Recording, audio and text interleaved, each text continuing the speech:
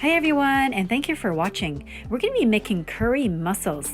I bought this box of mussels from Costco and it's super fresh and on sale. There's about 3 pounds of fresh mussels in this box. Remove the mussels from the box. To clean the mussels, sprinkle some salt onto the shells, toss them around to clean it, and then rinse off the salt with some water. Make sure that you drain the mussels before you cook them. If you've watched my spicy black bean and garlic mussels video, you'll recognize these hands. My husband is actually cooking this dish. If you enjoyed that recipe, for sure you'll enjoy these curry mussels.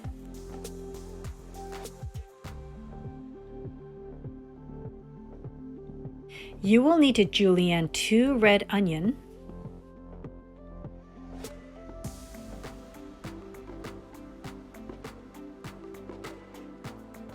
dice 5 cloves of garlic, now let's start cooking. Add 2 tablespoons of oil to the wok on high heat.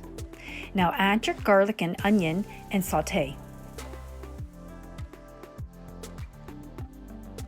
Make sure that you mix up all the ingredients to release the flavor into the oil.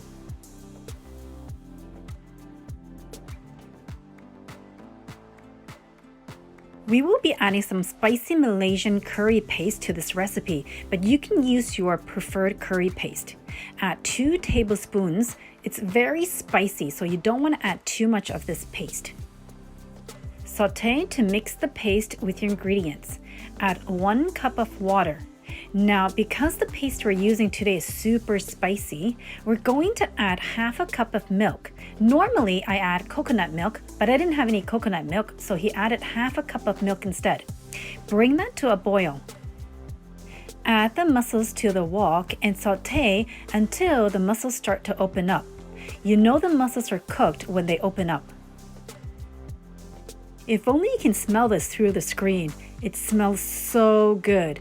Make sure that you have your vent fan turned on high because when you're cooking curry, it does kind of get everywhere in the kitchen and in the house.